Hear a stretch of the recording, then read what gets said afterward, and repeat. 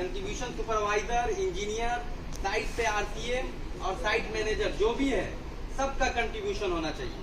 चाहे कोई सा भी काम संभाल रहे हैं कंपनी में आप, तो कंट्रीब्यूशन सबका होना चाहिए, तभी तो कंपनी अच्छे से चलेगा। अगर मेरा कंट्रीब्यूशन है, आपका कंट्रीब्यूशन नहीं रहेगा, तो कोई काम अच्छे से होगा?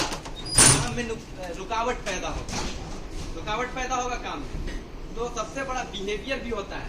अगर आपका बिहेवियर अच्छा है तो आपको सब कोई अच्छा कहेगा ना। अगर आप रूडली बात करेंगे किसी से तो आपको कोई अच्छा नहीं बोलेगा। आप किसी को गाली दे देंगे, किसी को उल्टा सीधा बोलेंगे तो कोई आपसे अच्छे से बात करेगा, वो समझेगा आप बुरे हैं। तो बिहेवियर भी अच्छा रखना है सबको। और एक बात बताते हैं, गैंग लीडर होता है टीम में।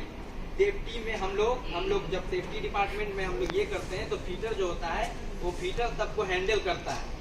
चाहे उसके साथ रिगर भी रहता है, उसके साथ वेल्डर भी रहता है, उसके साथ ग्राइंडर भी रहता है, उसके साथ हेल्पर भी रहता है। फीटर को गैंग लीडर बना के रखा जाता है कि वो कंट्रोल करेगा और सब आदमी को।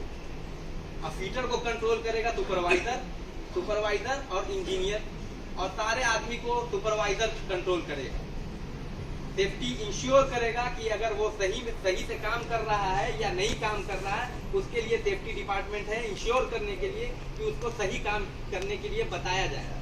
अगर कोई गलत जानकारी नहीं है तो आप हमसे पूछ सकते हैं।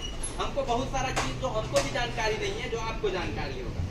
हमको कोई खराब नहीं लगता बात करने में और कहीं बैठ के बात करने में या किसी से पूछने में, क्योंकि हमको नॉलेज हासिल करना है तो हम किसी से भी बात करके हम पूछ के हम काम कर लेंगे। क्योंकि आपको भी सीखना है।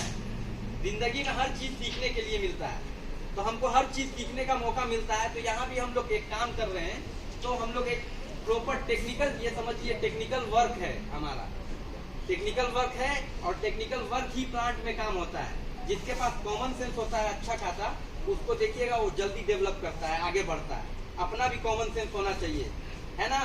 खाली दूसरा कोई बोलेगा तो उसके इसका नहीं चलना है, कभी कभी अपना भी कॉमन सेंस लगाना है। अगर आपका बात ज्यादा अच्छा है, कंफर्टेबल है, तो दूसरे के बनिस्बत तो आपका बात ज्यादा अच्छा माना जाएगा ना दूसरे के मुताबिक। आप लोग गैस कटिंग करते हैं ना, गैस कटिंग गैस कटिंग भी करते हैं। गैस कटिंग में खतरा क्या क्या है कोई बताएगा? गैस कटिंग में क्या खतरा है?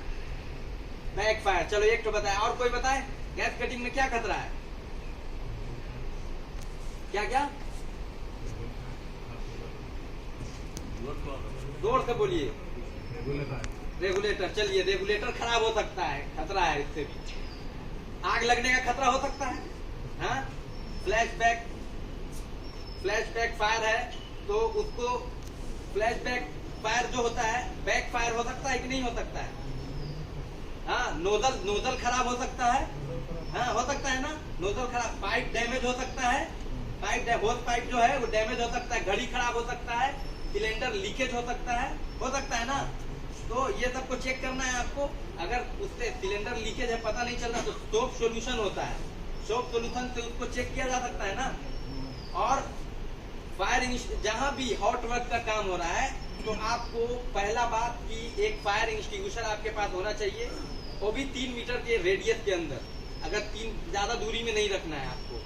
अगर आप हॉट वर्क कर रहे हैं तो आपको हॉट वर्क करने के लिए फायर एक्सटिंग्विशर और फायर ब्लैंकेट का होना जरूरी है। आप लोग ऊपर में हाइट पे गैस कटिंग करते हैं, ऊपर से स्पैटर जो उसका आग निकलता है, स्पैटर जिसको बोलते हैं, वो आग नीचे आता है कि नहीं आता? गिरते रहता है ना ऊपर से। तो उसको अगर जब हम किसी चीज को हटा नहीं सकते हैं तो उसको कवर तो कर सकते हैं ना, ढक सकते हैं। तो फायर ब्लैंकेट यूज किया जाता है उसके लिए। तो फायर ब्लैंकेट आप लोग यूज करते हैं। फायर ब्लैंकेट नीचे उसका स्पैटर नहीं आएगा, क्योंकि फायर ब्लैंकेट में आग नहीं लग सकता, है ना। तो फायर ब्लैंकेट यूज करना है आज के बाद। और सिलेंडर को ऐसे ही नहीं रखना है, सिलेंडर को ट्रॉली बनाना है, ट्रॉली बांध के ही ट्रॉली में रखना है, चेन से बांध करके। सिलेंडर का आप लोग हर चीज देख लीजिए, आप चेक करिएगा, आपके साइड पे हर चीज का काम हो रहा है। फायर एक्सटिंग्विशर तो जरूरी है साइड पे, क्योंकि हम लोग हॉट वर्क कर रहे हैं।